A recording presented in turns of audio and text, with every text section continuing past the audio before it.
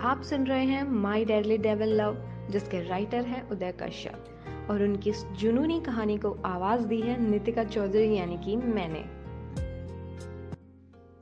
आर्या के खिलखिलाते चेहरे से झलक रही मासूमियत उस हैवान के दिल को बेहिसाब सुकून पहुंचा रही थी। उसकी वो खूबसूरत हरी आंखें अधिराज को उनमें डूब जाने को कह रही थी। लूसीफर पूरी तरह से अपनी जाना में डूब गया था। उसका मन तो ऐसा कर रहा था कि वो इसे उठाकर यहाँ से कहीं दूर ले जाए और इसे बेहिसाब प्यार दे। काफी देर तक इसी तरह आर्या के चेहरे को निहारने के बाद अधिराज ने उसके चेहरे को अपने हाथों में भर लिया और उसके उन रुई जैसे मुलायम गालों को सहलाते हुए जुनून से बोला, चेहरा जितना खूबसूरत उतनी ही खूबसूरत तेरी आवाज है। जितनी चांद को प्यारी उसकी चांदनी, उतनी ही तू मेरे लिए खास है। उतनी ही तू मेरे लिए खास है। अधिराज के कहे इन अल्फाजों को सुन आर्या एकटक बिना किसी भाव के उसके चेहरे को देखने लगी और फिर अचानक ही मुस्कुराते हुए बोली, वाह मिस्टर हेजल आइज, आपको बहुत अच्छी शायरी करनी आती है। प्लीज थोड़ा कुछ और सुनाइए ना। आर्या की बात सुन अधिराज उसके चेहरे को बड़े ही अजीब ढंग से देखने लगा। इसी बीच उसकी नज़र उसके होठ पर मौजूद तिल पर ठहर गई, जो देख उसके चेहरे पर एक डेविल स्माइल आ गई। उसने एक बार फिर आर्या के चेहरे को प्यार से सहलाया और अपनी सर्द आवाज में बोला, जरूर सुनाऊंगा, मगर एक शर्त पर। आर्या ने कहा, कैसी शर्त? अधिराज ने जुनून से कहा, तुम्हें मुझे वो देना होगा जो मैं तुमसे मांगूंगा। बताओ, मंजूर है? अधिराज की बात सुन आर्या को बहुत ही अजीब सी वाइब आने लगी। उसका दिल एक बार फिर बेचैन हो गया।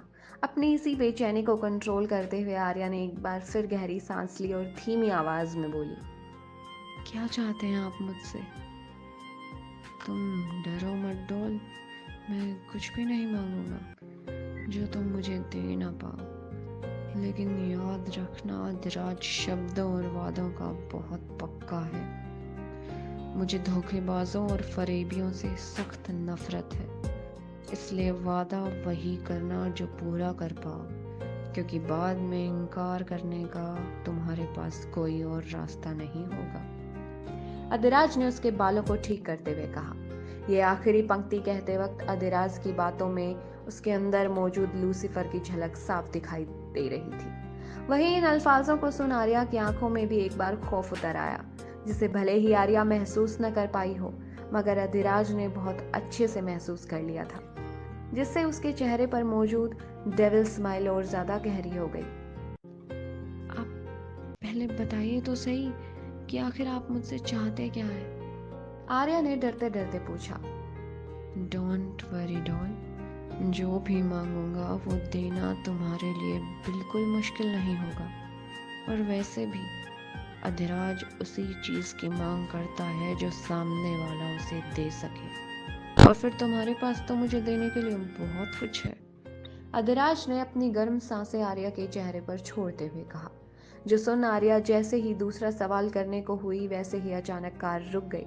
कार के रुकते ही अधिराज ने आर्या से एक दूरी बना ली और अपनी उन हेजल आंखों पर दोबारा चश्मा चढ़ाते हुए बिना किसी भाव के बोला, तुम्हारी मंजिल आ गई डॉल, तो चलो इस मंजिल की सबसे खूबसूरत चीज को मुकम्मल करते हैं।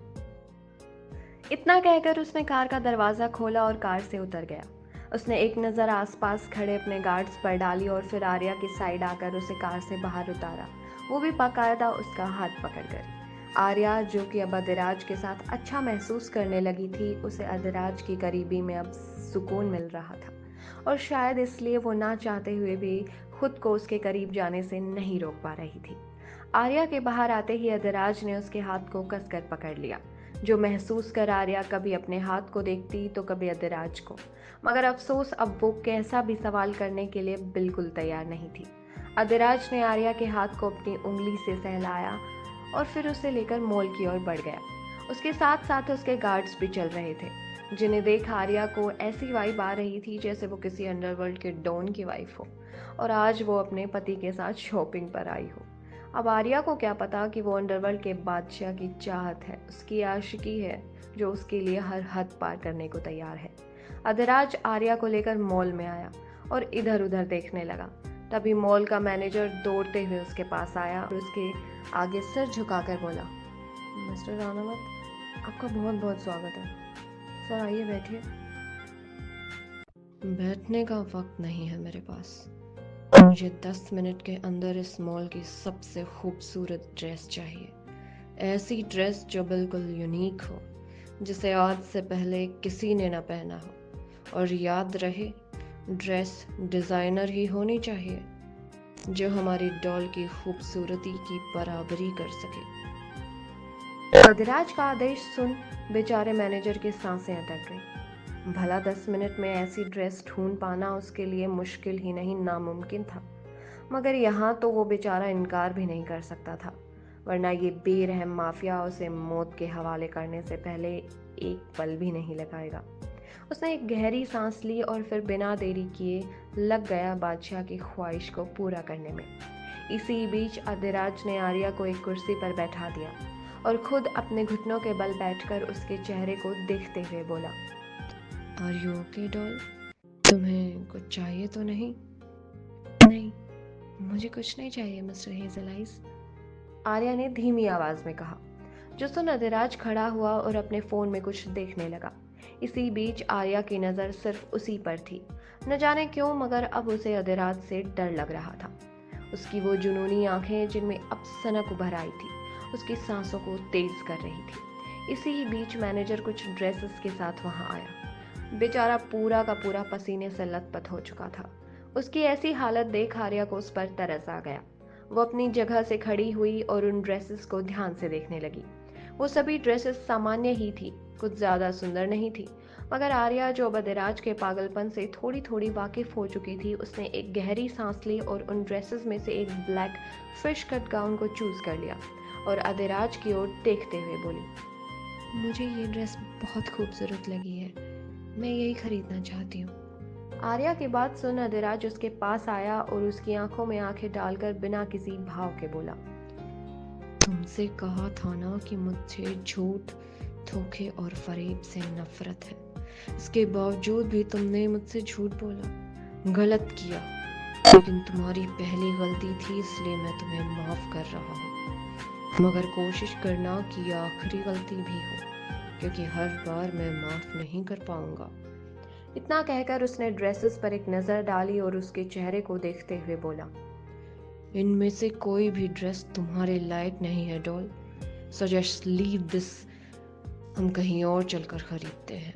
इतना कहकर उसने उस ड्रेस को वहीं फेंक दिया और बिना उस मैनेजर की ओर देखे आर्या का हाथ पकड़कर मॉल के बाहर चला गया। आर्या बिना किसी भाव के अधिराज को देख रही थी, या कहो उसे ऑब्जर्व कर रही थी, क्योंकि इस वक्त वो बहुत अजीब व्यवहार कर रहा था। अब भला उस मासूम को क्या पता कि जिसे वो अजीब व्यवहार कह रही है वो दरअसल उसके नाम का जुनून है, जो वो बेरहम हैवान के सिर चढ़कर बोल रहा है। अधिराज और आर्या अभी आगे बढ़ ही रहे थे कि अचानक उनके कानों में कुछ लड़कों की आवाज पड़ी, जो आर्या को अपनी घटिया नजरों से देखते हुए अपनी दरिंदगी दिखाते हुए बोले, बस यार इतना खूबसूरत माल मिल जाए, सच बता रहा हूँ, रात क्या मैं तो साले के साथ दिन में भी बिस्तर की रस्में निभाऊंगा। इतना कहकर वो जोर जोर से हंसने लगे। उन नादानों को अंदाजा नहीं था कि आज ये शब्द कहकर उन्होंने खुद की ही कब्र खोद ली है, और अब वो हैवान उनके साथ क्या करने वाला है उन्हें इसका अंदाजा तक नहीं था। इन शब्दों के कानों में पड़ते ही अधिराज के चेहरे पर हैवान पूरी तरह से उतर आया। उसने आर्या का हाथ छोड़ा और अपनी शर्ट की स्लीव्स को फोल्ड करते हुए अपने गुस्से भरी सख्त आवाज में बोला, इन्हें ये बिल्कुल नहीं कहना चाहिए था, और अब इनको नहीं मालूम, मगर इनके साथ बहुत कुछ होने वाला है, कुछ ऐसा जो इन लोगों ने अपने पूरे से बुरे सपने में भी नहीं सोचा होगा। आज के लिए बस इतना ही, मिलते हैं अगले पार्ट में। तब तक के लिए स्वस्थ रहें, मस्त रहें, and don't forget to like, share and subscribe our channel. Radhe Radhe.